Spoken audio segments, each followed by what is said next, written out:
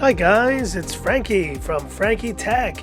Good to see you guys again, and I'm here with my comparison between the Redmi K30 Pro and the Redmi K20 Pro. Now today we're going to do something a little bit different here. We're going to run down the specs, what's the difference between these two phones, but then I really want to spend time talking about the buying decision, because I think we have two different buyers, two different consumers, you guys out there who are considering this phone. We have the guys who already own the K20 Pro, and then we have you guys who don't own either. And I think the consideration will be different for both of those parties. So let's go down the list real quick here of the specs and then talk about this discussion of which phone is right for you here in 2020. So let's have a look. So talking about design, 218 grams versus 191 grams. Both phones are 8.9 and 8.8 millimeters respectively, and we're housing 6.67 inch display versus a 6.39. In terms of design and display, guys, there's a lot to love about these phones. You may prefer one design over the other, but there's no denying that the display on these are still fantastic. Definitely an evolution here on the K30 Pro, but I still think the K20 Pro display is solid for 2020. And the only real negative of these two displays is the lack of 60 Hz. Snapdragon 865 versus the Snapdragon 855 on the Redmi K20 Pro, Mi 9T Pro series. And both phones do have an option of 8GB, 256 gigs of max storage. The K20 Pro is running UFS 2.1, while the K30 Pro is UFS 3.0 for the base model and 3.1 for the other models. And yes, the Redmi K30 Pro is now 5G capable because of its new Snapdragon 865 processor, but the 855 is no slouch. It is still very much a fast chip here in 2020. L1 DRM info on both phones, a positive sight to see, but this is the Mi 9T Pro, not the K20 Pro, but in your market, you may have L1 as well. And in terms of battery life, we see 9 hours and 40 minutes projected screen on time for the Redmi K30 Pro. We also have slightly faster charging now, so 33 watts versus 27 watts on the K20 Pro. So you should get closer to 1 hour of charge time here on this K30 Pro, while the Mi 9T Pro takes about an hour 15, an hour and 20 minutes. And we have single bottom firing speakers on both of these phones, but we also have a 3.5 millimeter headphone jack on the K30 Pro and on the K20 Pro. And now a quick audio test. I'm going to bring the mic down. Let's have a listen.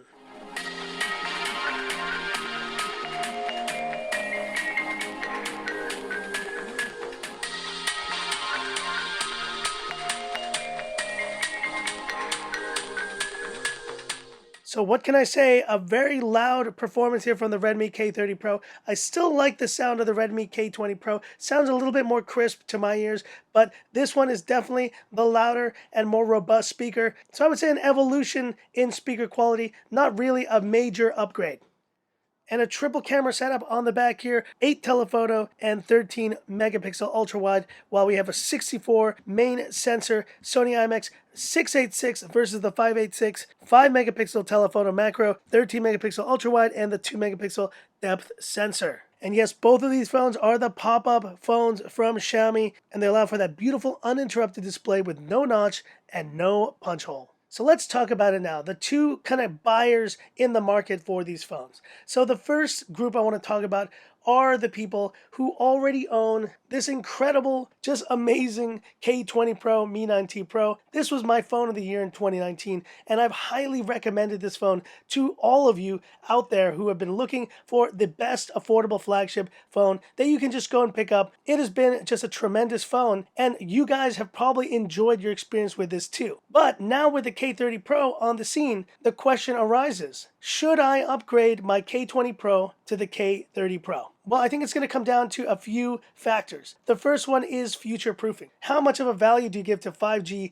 and a faster processor? If those things are important to you, you may want to consider the upgrade. The other thing you want to consider here is also the display size. So the K30 Pro with a 6.67 inch display is almost like an XL or Max version of the K20 Pro. If these phones had been released in the same year, you would almost see a, Redmi K30 Pro, Redmi K30 Pro Max this phone is under 200 grams and it's just a different feel in the hand. It's a lot more manageable with this 6.39-inch display. If you're already getting a bit worried about phones getting bigger in 2020, then this Redmi K30 Pro may be a bit too much for you. For me, I'm used to this display size. I'm used to this phone size. Yes, at 218 grams, it is pretty hefty, I'm not gonna lie, but I'm using phones on a daily basis that are as heavy or even heavier than this, like the Black Shark 3 Pro, like the iPhone 11 Pro Max, the Mate 20X, and many more. But in terms of pricing consideration, if you have already forked out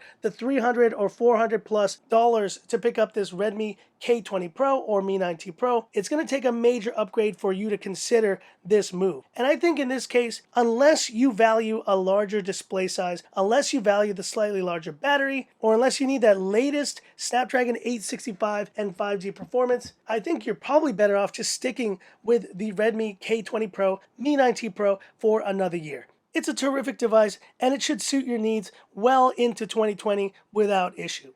But now let's talk about that second buyer in the market, and that second buyer is someone who doesn't own either of these phones, and you're looking to buy one of these. It becomes a very interesting proposition. Do I wait and pick up the recently announced Redmi K30 Pro, or do I go ahead and pick up the tried and tested Redmi K20 Pro series or Mi 9T Pro, which is now probably getting some serious price cuts by third-party resellers? And let's face it, guys, I still love this phone. I absolutely do. And now that I'm seeing the price listings on this phone go further down, it's becoming an easier recommendation. Now, until the Redmi K30 Pro came out, I didn't really have anything else to recommend. But even after the release of the K30 Pro, you are seeing price listings now for the K20 Pro series of under $350. I've even seen some at around the $300 mark. If you can pick up a K20 Pro for around $300, you're talking Poco level pricing for a Snapdragon 855 device, and I still think it is a fantastic deal to consider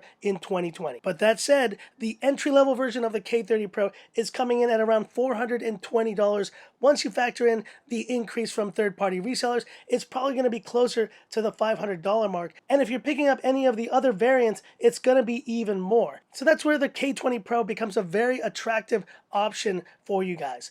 I think the preferences still hold here. If you do want a larger display, better battery life, future-proof 5G and Snapdragon 865 performance, and the slightly improved Sony IMX686 over the 586, then you may want to shell out the extra $100, $150 for the Redmi K30 Pro series. But if those things don't matter to you, or if you actually value a smaller display, a smaller phone, and 5G is just a non-factor in your region, then maybe it's worth just looking for a good deal and picking up this amazing Redmi K20 Pro, Mi 9T Pro. Even in 2020, you will not regret it. So that's it for this video, guys, and hit me up in the comments. What do you think of these types of buyer analyses type videos? I do have a passion for this type of thing, and I would love to make more of these analysis type videos, which I think are really helpful to you, really trying to pick out which of these phones is best for you. You know the specs, you really know the designs. These are fantastic phones in terms of design. You're gonna love either of them,